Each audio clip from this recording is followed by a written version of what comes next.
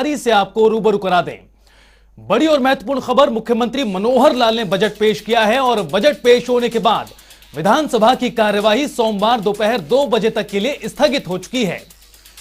तो बड़ी और अहम जानकारी, मुख्यमंत्री मनोहर लाल की ओर से बजट पेश किया गया है और सदन की कार्यवाही अब सोमवार तक के लिए स्थगित हो चुकी है। और जो कमेटियों का गठन किया गया है बजट पर चर्चा करने के लिए, विचार विमर्श करने के लिए, वो अब इस पीरियड के दौरान, रिसेस पीरियड के दौरान चर्चा करेंगी, मंथन करेंगी किस तरह से बजट रहा है और उसके बाद अपने सुझाव मुख्यमंत्री को पहुंचाए जाएंगे। तो बड़ी और अहम जानकारी, बजट पेश हो चुका है।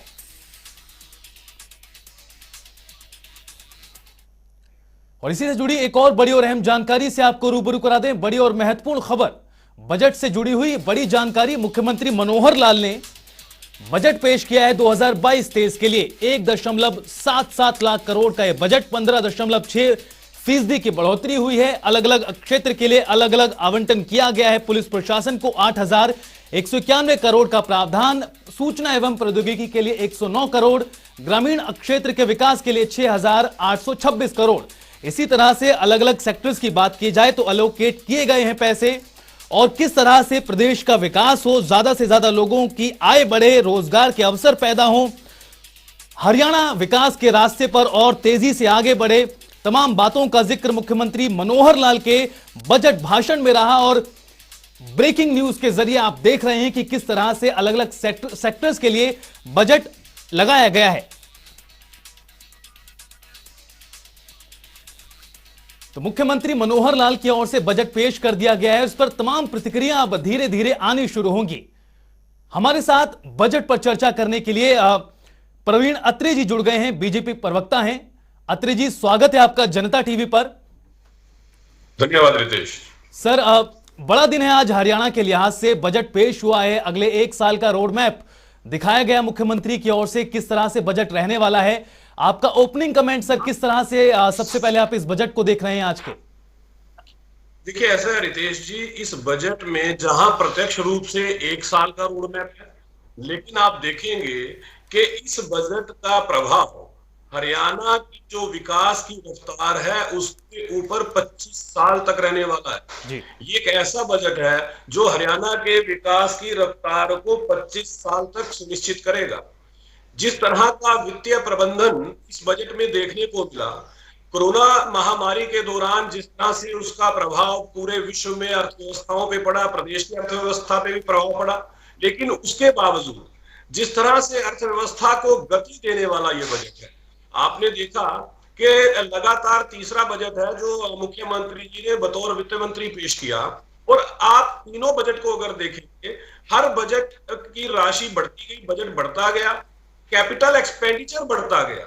मतलब इस वित्तीय प्रबंधन की कुशलता का एक नमूना है कि इस बजट में जितना कैपिटल एक्सपेंडिचर के लिए अमाउंट का आवंटन हुआ, पहले तो उतने अमाउंट का बजट ही होता था। मतलब मैं अगर 13-14 के बजट का जिक्र करता हूं, 13-14 का कुल बजट और इस बजट का कैपिटल एक्सपेंडिचर, आप दोनों की तुलना करेंगे तो आप पाएंगे कि इससे बेहतर वित्तीय प्रबंधन नहीं हो सकता। दूसरी बात, इस बजट का जो उद्देश्य है, अंत्योदय की जो भावना है, गरीब से गरीब व्यक्ति का उत्थान कैसे हो, वो इस बजट में निहित है। इस बजट से उत्पादकता बढ़ेगी, प्रोडक्टिविटी बढ़ेगी, रोजगार का सृजन होगा और हरियाणा प्रदेश का चहुमुखी विकास, प्रदेश विकास के रथ पे किस तरह से दौड़ेगा, ये बजट सुनिश्चित करेगा। अगर आप बजट में किसी क्षेत्र को देखें, चाहे आप शिक्षा की बात कर लें, चाहे आप कृषि की बात कर लें, चाहे आप स्वास्थ्य की बात करें, किसी क्षेत्र की बात करें, हर क्षेत्र के अंदर जो एलोकेशन हुआ है वो पहले से बढ़ के एलोकेशन हुआ है। और एक बजट की विशेषता और है, अगर हम 15वें वित्त आयोग की सिफारिशों की बात करते हैं, जिस तरह से 15वें वित्त आयोग की कुछ बंदिशें रहती हैं, उसके अंदर खास तौर पे राजकोषीय घाटा जो है उसकी एक सीमा निर्धारित कर दी गई।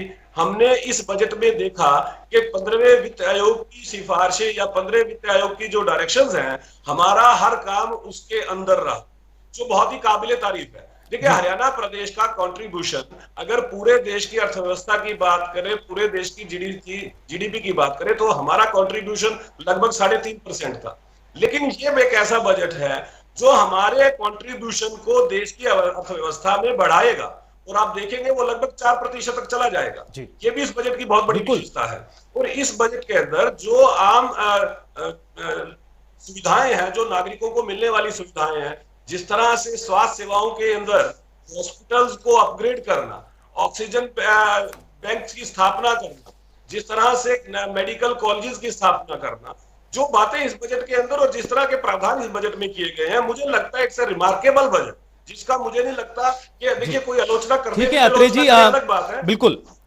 तो सुना क्या किस तरह से प्रवीण अत्रे जी तारीफ कर रहे हैं। हमारे साथ चर्चा में ओंकार सिंह जी भी हैं, प्रवक्ता है इनेलो की ओर से, तो वहीं कांग्रेस की ओर से आनंद बयानी जी हमारे साथ जुड़ गए हैं और हमारे साथ आकाश जिंदल जी भी हैं, अर्थशास्त्री हैं। तमाम हमारे मेहमानों से बातचीत करेंगे। जनता टीवी देख रहे हैं आप, आपके साथ मैं हूं अंजलि भंडारी और नमस्कार, मैं हूं आपके साथ रितेश कुमार गौतम। और ब्रेक से पहले जिस तरह से चर्चा बजट को लेकर हो रही थी, आगे बढ़ाएंगे इस चर्चा को और जानकारी हासिल करेंगे कि किस तरह से बजट रहा है। मुख्यमंत्री मनोहर लाल ने बतौर वित्त मंत्री तीसरा बजट अपना पेश किया।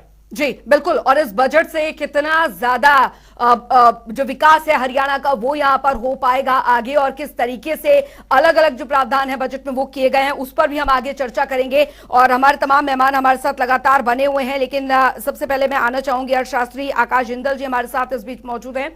आकाश जिंदल जी, क्योंकि आज जो बजट पेश हुआ है, सबसे पहले यही हम आपसे जानना चाहेंगे किस तरीके से इस बजट को आप देखते हैं, क्योंकि एक महत्वपूर्ण बात का मुख्यमंत्री ने जिक्र किया है कि कहा जाता है कि विकास तभी संभव है जब एक लाइन में खड़े जो लास्ट व्यक्ति है उस तक विकास पहुंचे, उस तक उस योजना का फायदा पहुंचे। लेकिन उन्होंने बीच जो महत्वपूर्ण बात कही कि हम तो विकास की शुरुआत ही उस अंतिम व्यक्ति से करेंगे।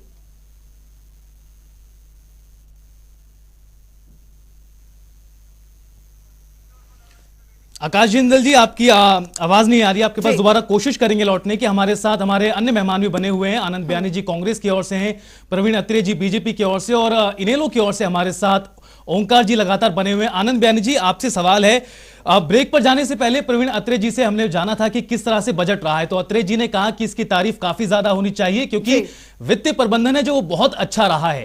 हालांकि बजट खत्म होते होते, सत्र खत्म होते होते भूपेंद्र हुड्डा की ओर से एक आवाज आई और उन्होंने साफ तौर पर कहा कि यह बजट नहीं, भाषणबाजी है। कांग्रेस की ओर से क्या कुछ इरादा था और मंशा रही, वो नजर आ गया हुड्डा जी की ओर से, जो उन्होंने कहा कि भाषणबाजी है। कांग्रेस किस तरह से देख रही है इस बजट को? हालांकि मुख्यमंत्री भले ही बोल रहे हैं कि नए हरियाणा का जिक्र है। मुख्यमंत्री ने क्या कुछ कहा है, आइए सुनते हैं इससे पहले। उपाय किए हैं। हमने स्वास्थ्य, शिक्षा और कृषि क्षेत्रों को प्राथमिकता दी। आधारभूत संरचना को बढ़ावा देने के लिए 8,585 करोड़ रुपए का एक आरक्षित कोष सृजित किया। सभी विभागों के लिए आउटपुट आउटकम फ्रेमवर्क लागू किया। परिवार पहचान पत्र शुरू किया। औद्योगिकी का लाभ उठाया तथा कार्यान्वयन और सेवा प्रदायगी में सुधार करने हेतु कई उपाय किए। पूंजीगत व्यय बढ़ाने पर विशेष बल दिया। ग्रामीण क्षेत्रों में शुरू की गई पूंजीगत व्यय परियोजनाओं में कई गुना वृद्धि हुई। इस तथ्य में परिलक्षित होता है कि वर्ष 2014 में नाबार्ड वित्त पोषित परियोजनाओं में संवितरण चौगुना हो गया है। हमने हरियाणा ऑर्बिटल रेल कॉरिडोर जैसी महत्वपूर्ण परियोजनाओं के बहुपक्षीय वित्त पोषण तक पहुंच बनाई है। दिल्ली से पानीपत और करनाल तथा दिल्ली से हरियाणा सीमा शाहजहांपुर नीमराना बहरोड तक rapid rail transit system, high speed rail जैसी महत्वपूर्ण परियोजनाएं शुरू की। गन्नौर में भारत बिल्कुल। और आकाश जिंदल जी एक बार फिर हमारे साथ जुड़ गए हैं, अर्थशास्त्री आकाश जिंदल जी, क्योंकि अब बात यहां पर है कि किस तरीके से हरियाणा का विकास हो। और देखिए, बजट में एक बात का जिक्र यहां पर मुख्यमंत्री ने किया कि हमारा लक्ष्य यह है कि हम विकास लाइन में खड़े अंतिम व्यक्ति से ही इसकी शुरुआत करें। जी हाँ, बिल्कुल, मैं आपकी बात मानता हूं। जिस तरीके से बजट की एलोकेशन की गई है उससे क्लियर हो रहा है हर व्यक्ति के विकास के लिए काम किया जा रहा है, और allocation have been done in a wonderful way. आप देखिए, एग्रीकल्चर जो सबसे पहले आना चाहिए हरियाणा के लिए, क्योंकि किसानों का प्रदेश है, किसान प्रधान प्रदेश है। उसके बाद कोऑपरेटिव सेक्टर, एनवायरमेंट जो आज के लिए बहुत जरूरी है, एजुकेशन, हेल्थ, महिलाओं, हमारी बहन बेटियों के लिए बहुत अच्छा एलोकेशन रखा गया है, स्किल डेवलपमेंट, एम्प्लॉयमेंट। अब इसमें क्या है, खट्टर साहब की मैं बहुत इज्जत करता हूं, मेरे बड़े भाई की तरह है, बहुत अच्छी प्लानिंग की है जहां तक एक्सपेंडिचर आ जाता है, एलोकेशन आ जाता है। बट इसमें साथ ही साथ कुछ मेरे सवाल भी हैं जिनके मुझे जवाब चाहिए। एलोकेशन बहुत अच्छा किया गया है, प्लानिंग बहुत अच्छी की गई है, मंशा बहुत अच्छी है सरकार की, लेकिन जो पिछले 12 दिन से सर्कमस्टांसेस हुए हैं उसके चलते हुए क्या इतने फंड्स आ पाएंगे? पिछले 12 दिन से जो रशिया यूक्रेन वॉर है जी। उसकी वजह से हिंदुस्तान की इकोनॉमी और हिंदुस्तान की सभी स्टेट की इकोनॉमी पे बहुत मेजर इंपैक्ट आने वाला है। देखिए, क्रूड ऑयल $126 पर बैरल हो चुका है जी। क्योंकि हम 75 to 80% इंपोर्ट करते हैं और डॉलर 77 रुपीज के आसपास पहुंच चुका है। तो यहाँ पे पेट्रोल और डीजल की प्राइसेस 25 रुपए से करीब बढ़ने की या उससे भी ज्यादा बढ़ने की बहुत बहुत संभावना है, ऐसा मेरी ऑर्गेनाइजेशन आकाशदीप.in का एनालिसिस है। जी अब इससे क्या होगा? पहले तो इन्फ्लेशन बढ़ेगी। जी इन्फ्लेशन बढ़ेगी तो inflation is something which directly it's into GDP growth. बिल्कुल। जीडीपी ग्रोथ कम होगी, जीडीपी ग्रोथ कम होगी तो उसके बाद अनएम्प्लॉयमेंट और बढ़ेगा। तो अब ये जो समस्या आने वाली है सामने अनएम्प्लॉयमेंट की और इन्फ्लेशन की, उसके चलते हुए स्टेट के फाइनेंसेस पे इंपैक्ट आएगा। स्टेट का जो टैक्स कलेक्शन है वो कम होने की संभावना हो जाएगी, स्टेट की जीएसडीपी उस तरीके से नहीं बढ़ पाएगी। मेरा ये मानना है, मेरी ऑर्गेनाइजेशन आकाशदीप.in का, कि पूरे देश की जीडीपी आधा % के आसपास कम हो जाएगी, बिकॉज पूरी दुनिया रशिया यूक्रेन युद्ध की वजह से इंपैक्ट हो रही है। तो उसके चलते हुए इन सब चीजों के लिए फंड कहां से आ पाएंगे, कहां से इतना पैसा आ पाएगा इन सब चीजों को एलोकेट करने के लिए? अब दूसरा बात है, अब अगर हम उम्मीद उसके बाद ये लगाएंगे कि सेंटर फंड दे देगा, तो सेंटर ऑलरेडी स्ट्रेस में है। पहले कोरोना कॉज रिसेशन की वजह से हमने देखा जो सेंट्रल बजट है उसमें 6% से ऊपर का डेफिसिट है। डेफिसिट दर्शकों को बता दूं, सरकार की कमाई और खर्चे के बीच का जो डिफरेंस है। अब क्या सेंट्रल गवर्नमेंट भी उस तरीके से पैसा दे पाएगी, जबकि सेंट्रल गवर्नमेंट पे भी एडिशनल बोझ आने की संभावना है। साथ ही साथ जब पेट्रोल डीजल के रेट बढ़ेंगे, महंगाई बढ़ेगी, तो स्टेट पे किस चीज का प्रेशर आएगा? स्टेट से, हरियाणा स्टेट से और बाकी स्टेट से मांग की जाएगी कि पेट्रोल डीजल सस्ता करने के लिए आप वैट कम कीजिए। तो क्या आज की तारीख में वैट कम कर पाएंगे? अगर वैट कम करते हैं तो टैक्सेस का इनफ्लो कम हो जाएगा, सेंटर उस तरीके से पैसे दे नहीं पाएगा, क्योंकि अब कोरोना कॉज रिसेशन से अभी हम निकले ही थे कि ये दूसरा रशिया यूक्रेन क्राइसिस जो एक बम के गोले की तरह हमारी इकोनॉमी और दुनिया की सारी इकोनॉमी को इंपैक्ट कर रहा है। ऑलरेडी डेटा हमारे सामने है, $126 पर बैरल क्रूड ऑयल हो चुका है, 77 रुपीज डॉलर का भाव हो चुका है। तो ऐसे में क्या होगा? ना तो सेंटर के पास उस तरह के रिसोर्स होंगे देने के लिए, स्टेट का टैक्स कलेक्शन भी कम होगा। तो ऐसे में ये सारे प्लान को पूरा करना मेरे हिसाब से एक बहुत बड़ा चैलेंज बन जाएगा, बिकॉज आज की तारीख में खट्टर साहब की मंशा अच्छी है, मैं उनकी बहुत इज्जत करता हूं, वो जनता का वेलफेयर चाहते हैं, वो जनता को रिलीफ देना चाहते हैं, जनता की ग्रोथ चाहते हैं। बट इन चीजों के लिए अब धन की अवेलेबिलिटी, देखिए बजट है, पैसे का काम तो पैसे से ही होगा। अब वो पैसा कहां से आ पाएगा? अगर हरियाणा के कोई रिप्रेजेंटेटिव हमारे साथ जुड़े हुए हैं जो फाइनेंसिस के क्वेश्चन अंडरस्टैंड कर सकते हैं, उनसे मैं पूछना चाहूंगा कि अब बदले हुए सर्कमस्टांसेस में, आज के जो चेंज सर्कमस्टांसेस है, उसके बाद जब डेफिसिट ओवरऑल बढ़ने की संभावना है, जब टैक्स इनफ्लो कम होने की संभावना है, जीएसटी कलेक्शन उतनी नहीं हो पाएगी, उसके अलावा स्टेट के जो और कमाई है, जो रियल एस्टेट की ट्रांसफर है, उससे उतनी कमाई नहीं आ पाएगी, सेंटर उस तरीके से पैसे दे नहीं पाएगा, क्योंकि 31 मार्च के बाद भी प्राइम मिनिस्टर की जो गरीब अन्न कल्याण योजना है वो भी एक्सटेंड होने की मुझे उम्मीद लग रही है, क्योंकि गरीब भाई बहनों की मदद भी करनी होगी। तो ऐसे में इन सारी चीजों को फंड करने के लिए पैसा कहां से आ पाएगा? दूसरा, एम्प्लॉयमेंट जनरेशन। एम्प्लॉयमेंट जनरेशन के लिए जरूरत है फॉरेन डायरेक्ट इन्वेस्टमेंट की और कॉर्पोरेट सेक्टर की इन्वेस्टमेंट की। क्या आज के सर्कमस्टांसेस में, जब Europe it has been severely impacted because of the sanctions which they have imposed on Russia, we all know that US and European countries, most of the NATO nations have gone ahead and imposed lot of sanctions on Russia. Now what would happen is, because of the sanctions imposed on Russia, oil and gas availability to Europe would be much lesser. What would happen is they'll go to Gulf, and Gulf is the place from where we take oil, so that oil is going to become much more costlier than what it is today. आज America जो है वो inflation के संकट से शिकार है। America में कभी किसी ने सोचा नहीं था कि इस तरह की इन्फ्लेशन होगी, तो वहां इन्फ्लेशन का संकट आया पड़ा है। अमेरिकन प्रेसिडेंट ने सारी दुनिया को अपील की कि आप क्रूड ऑयल की जो है रिजर्व बेचिए, चाइना ने उल्टा और परचेज करना शुरू कर दिए। जी। अब आप सिचुएशन देखिए, अब रशिया यूक्रेन के बाद चाइना भी अगर अपना पुराना लव अफेयर ताइवान वाला रिज्यूम कर देता है तो हम कहां होंगे? तो ये फंड जो है बिल्कुल कहां से आ पाएंगे? आकाश जी, आज कहीं ना के कहीं circumstances में आकाश जी, जिस तरह से आप रख रहे हैं अपना व्यू, कहने का तात्पर्य यह है कि प्लानिंग बहुत अच्छी की गई है सरकार की ओर से, लेकिन जो दुनिया भर में अभी हालात बने हुए हैं रूस और यूक्रेन की वजह से, जो स्थिति बनी हुई है उससे कहीं ना कहीं चुनौतियां बहुत ज्यादा हैं। मैं चर्चा में शामिल करना चाहूंगा ओंकार जी और आनंद बयानी जी को, लेकिन उससे पहले अत्रे जी से एक छोटा सा सवाल जो आकाश जी की ओर से उठाया गया। अत्रे जी, सवाल बहुत छोटा भले ही हो, लेकिन इसके जो पैमाना है वो काफी ज्यादा बड़ा है। सवाल यही है कि फंड आखिरकार कहां से लाएंगे आप, क्योंकि चुनौतियां बहुत ज्यादा हैं। देखिए, ऐसा है, पहली बात तो यह है कि मैं इस बात से इनकार नहीं करता, जिस तरह के यूक्रेन और रशिया के अंदर युद्ध की वजह से हालात बने हुए हैं उसका कोई प्रभाव हमारी अर्थव्यवस्था पे नहीं आएगा, इस बात से तो इनकार नहीं किया जा सकता। लेकिन अभी आकाश जी जो बात कर रही है वो पूरी संभावनाओं पे आधारित है, लेकिन जब हम अपना कोई बजट तय करते हैं, जब हम अपना बजट फिक्स करते हैं तो हम वर्तमान स्थिति को अनुसार करते हैं। आकाश जी अर्थशास्त्र की जानकारी रखते हैं तो उनको यह भी पता होगा कि एक सप्लीमेंट्री बजट भी होता है। जब सप्लीमेंट्री बजट होता है तो अगर उस साल के दौरान कोई ऐसा परिवर्तन आया है उसके हिसाब से सप्लीमेंट्री बजट डिसाइड होता है, नंबर एक। दूसरी बात, आशंकाओं के आधार पे हम अपनी वर्तमान स्थिति को छोड़ देंगे, मुझे लगता है ये भी ठीक नहीं है। तीसरी बात, इस बजट में जब ये बताया गया, आकाश जी ने पढ़ा होगा कि हरियाणा प्रदेश का रेवेन्यू रिसिप्ट कितना है, और उन्होंने शायद ये भी पढ़ा होगा कि इसके अंदर हमारा टैक्स रिसिप्ट कितना है, नॉन टैक्स रिसिप्ट कितना है, सेंटर से मिलने वाला, वो सारी डिटेल मुझे लगता है आकाश जी ने पढ़ी होगी।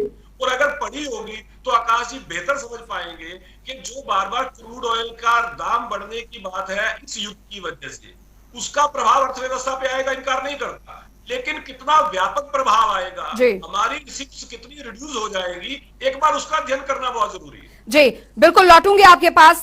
कांग्रेस की तरफ से कांग्रेस प्रवक्ता आनंद बयानी जी भी हमारे साथ मौजूद हैं। आनंद जी, क्योंकि आपने यहां पर सुना और जाहिर तौर पर जो सदन के अंदर भूपेंद्र सिंह हुड्डा ने भी कहा कि ये तो बजट नहीं बल्कि भाषण है, इसका तात्पर्य हम यहाँ पर क्या समझे? कांग्रेस को लगता है कि ये जो बजट यहाँ पर पेश किया गया है वो सिर्फ एक भाषण मात्र है, क्योंकि अभी अत्रे जी यही इस बात का जिक्र कर रहे हैं कि देखिए मौजूदा परिस्थिति को देखते हुए बजट जो है वो बनाया जाता है। और इससे पहले आपने भी देखा होगा कि मुख्यमंत्री मनोहर लाल ने कई विभागों के साथ जो है मीटिंग्स ली, कई सुझाव जो है वो भी लिए गए हैं। हालांकि अभी कांग्रेस इसे किस तरीके से देखती है, इस बजट को किस तरीके से देखती है?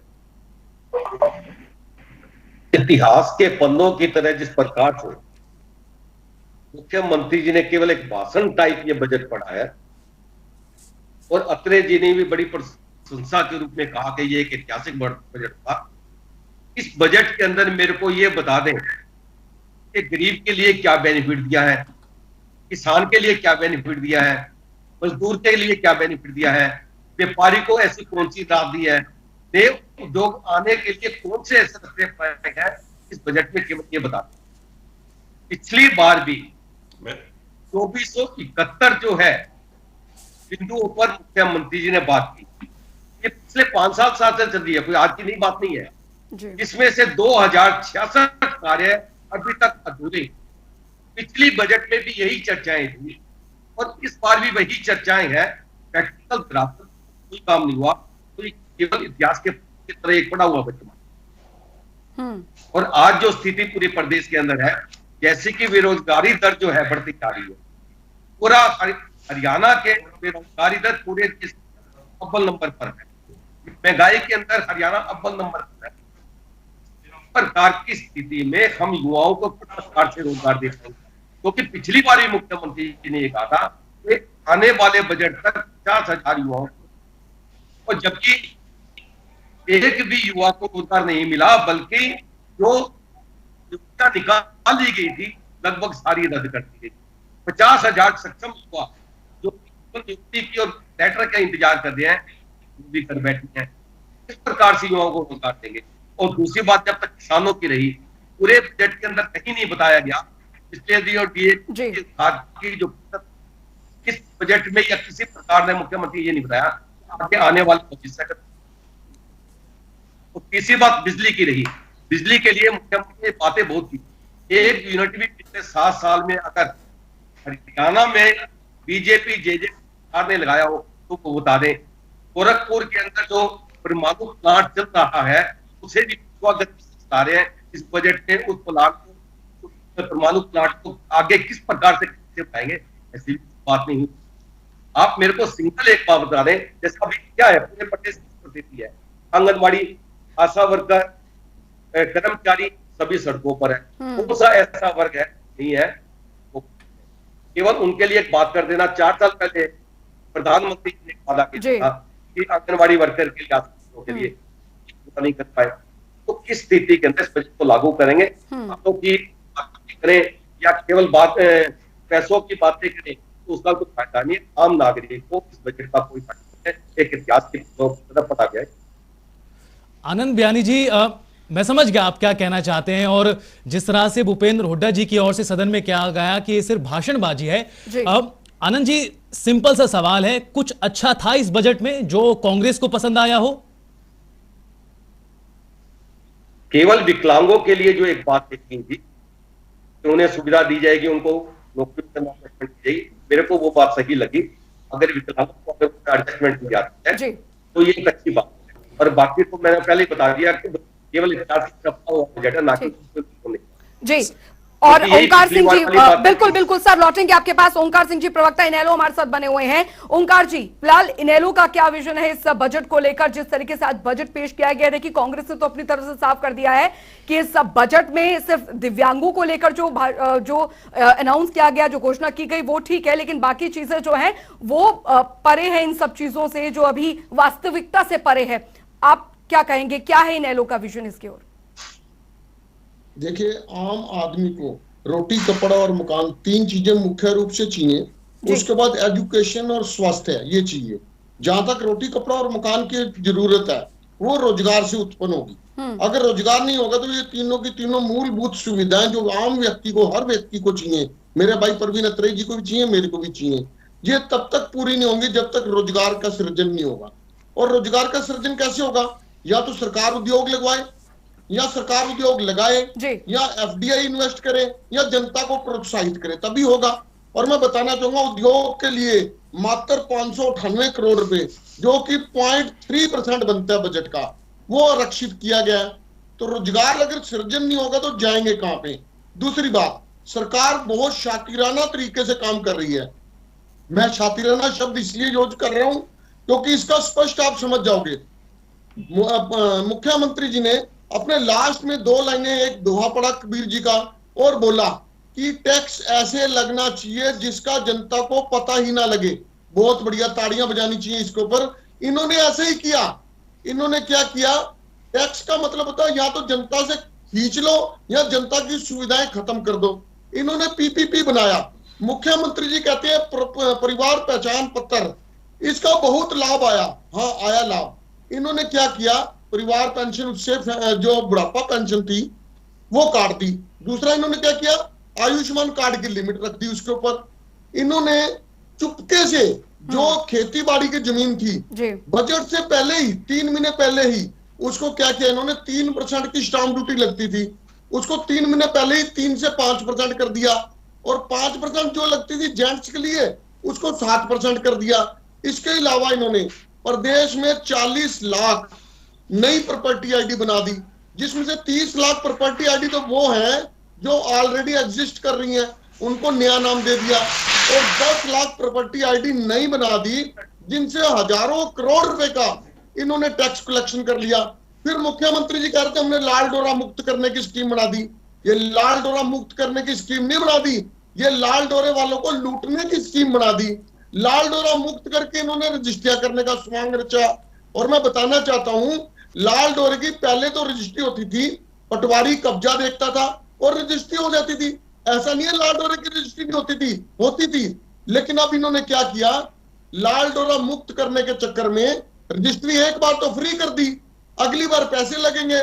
और दूसरा, लाल डोरे में जो लोग रह रहे थे, आपको मालूम है रितेश जी, उसके ऊपर टैक्स नहीं लगता था, आज उसके ऊपर भी टैक्स लगा दिया। और तो और इन्होंने अभी 15-20 दिन पहले एक नया शुल्क, डेवलपमेंट विकास शुल्क 5% लगा दिया था पूरे हरियाणा में, चाहे वो ओल्ड सिटी है चाहे वो न्यू सिटी है। और मैं बताना चाहता हूं, 1975 में अर्बन डेवलपमेंट एक्ट बना, उससे पहले जो शहर बसे हुए थे उन पर आज तक कोई टैक्स नहीं लगा, लेकिन इस सरकार ने 5% टैक्स उन पर भी लगा दिया। लेकिन जब स्थानीय निकाय चुनाव घोषित होने की संभावना हुई तो इन्होंने चुप करके वापस ले लिया। और मैं जितना जनता को आपके माध्यम से बताना चाहता हूं, ये शातिराना अंदाज, जिस टाइम स्थानीय निकाय में चुनाव हो जाएंगे उसके बाद फिर ये 5% डेवलपमेंट चार्जेस लगा देंगे। ऐसा नहीं है इन्होंने कोई टैक्स नहीं लगाया, इन्होंने जो नई प्रॉपर्टी आईडी क्रिएट करी उन पे हजारों करोड़ रुपए का इन्होंने प्रॉपर्टी टैक्स लगा दिया, और ऐसी ऐसी प्रॉपर्टी पर टैक्स लगा दिया जो कभी टैक्स के दायरे में ही नहीं आती। मुख्यमंत्री जी का ये अंदाज बहुत बढ़िया लगा हमारे को कि थप्पड़ भी मार दो और पता भी ना लगे थप्पड़ मारा। दूसरा मैं आना चाहता हूँ एजुकेशन के ऊपर। एजुकेशन के ऊपर इन्होंने जो खर्च किया 12,000, शायद वो 12,000 कुछ करोड़ रुपए किया, अच्छी बात है, इतना होना भी चाहिए।